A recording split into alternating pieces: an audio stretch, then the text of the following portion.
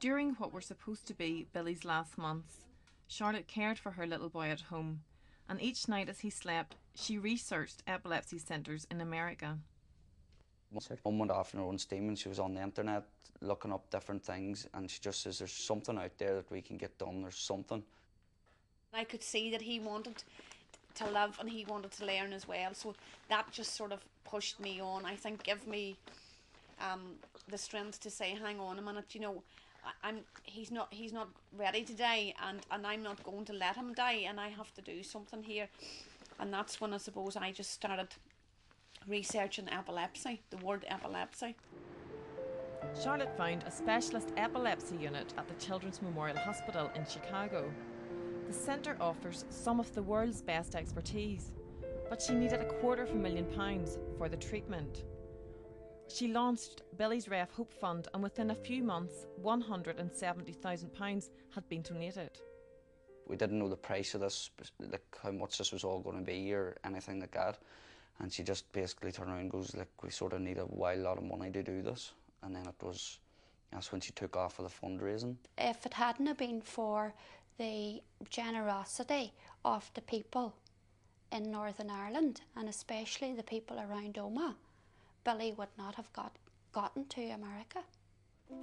Charlotte also sought funding from Health Minister Michael McGimsey. He agreed to a meeting to talk about Billy's case, but instead of offering funding for America, the Health Minister advised her to go to Great Ormond Street, just 3 days before she was due to fly to Chicago. She made a very strong and very articulate case to the Minister, and the Minister listened to it, but he was clearly minded at that point to offer to support her to go to Great Ormond Street. Charlotte was very, very disappointed in that and felt that she hadn't been able to impress upon him that did not seem like a reasonable option to her at this late stage. And no one could tell Charlotte what services were available at Great Ormond Street. When I asked him, did he have any information again on Great Ormond Street, which is something that I have been asking for a long time, no.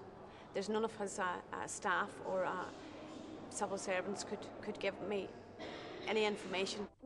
The Health Minister declined to be interviewed for this programme, but one politician who backs Charlotte's bid for funding is the Assembly's Health Committee chairwoman. If these facilities were available in September or October, why were they not available all down through the course and route that she took to try and get seen to by specialists? So one has to ask the question why this wasn't available at the appropriate time. This is a question we put to the Royal. So a parent who was told no, can't go to Great Ormond Street, but then later when she approached the hospital about going further afield, is told Great Ormond Street is then an option. I mean, does that surprise you? It does surprise me. I'm not aware of any parent attending this hospital, and I know most things but not all things, attending this hospital who've been refused a referral to a super-regional centre. Great Ormond Street suddenly has become an option for Billy. My concern is clinically, from a clinical point of view, what has changed in Great Ormond Street. Professor Cross was also at a loss to explain why Billy was not referred to her at Great Ormond Street. I find it very surprising that children have to go to America, and I feel that we offer as good a service with regard to diagnosis and assessment as any other major centre in the world. And I feel that I can qualify that by the fact that I integrate with many of these people, and I'm aware that the service we lead is on a level with any of them. There's nothing here that isn't offered that is offered elsewhere.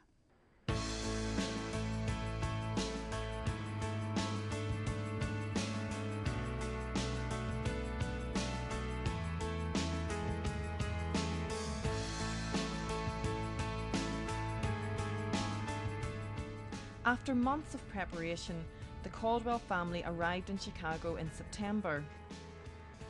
Billy's new consultant is one of the world's leading epilepsy experts, Dr. Doug Nordley. I didn't honestly know what to expect when he arrived, and I was pleasantly surprised to see that there was this level of interaction. I think that's just, quite frankly, a credit to a mother's love. I mean, I think she's nursed this boy back to health. I have never seen a doctor get his blood out of Billy as quick. Unbelievable. The medical staff, the way they are with you.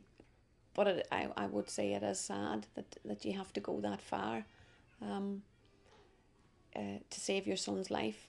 When we have a health service in Northern Ireland, but the service is just not there for Billy.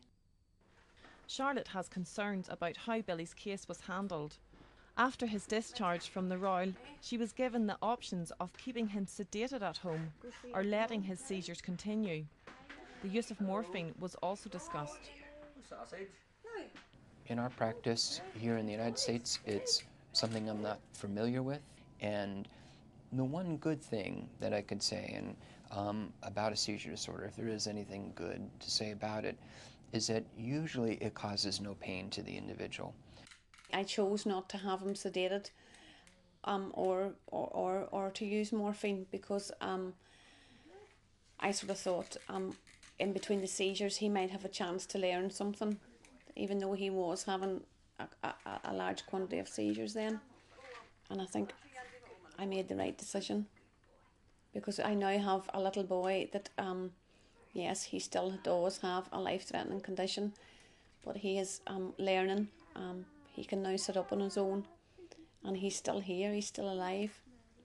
Certainly we won't use it for treatment of the seizures, and I certainly wouldn't consider it for pain in a seizure, but in alleviating distress in between times, it may have been considered for that. One treatment that has proved to be effective in controlling seizures where drugs have failed is the ketogenic diet. Doctors in Chicago believe Billy's condition has been helped by this special high-fat regime. It's very high in fat and low in carbohydrate, and it's a cure for some children for seizures. Other children, it can reduce the seizures in them. It's a big thing in America for children like Billy, you know. But Charlotte had to plead with Dr. Hanrahan in Belfast to put her son on the diet. He stated in his medical notes, "We do not as yet have dietetic support to instigate this." It's a difficult diet and it's very intensive liaison between the parents and our dietitians. Therefore, we do not have the capacity to put a lot of children on at once. I was told no, it wasn't possible for Billy because Billy was under 2. They had never did it in Northern Ireland on a child under 2. There was only one dietitian in Northern Ireland to do this diet, and there only were 3 children in Northern Ireland on the diet. It was hard work. I wouldn't be able to do it.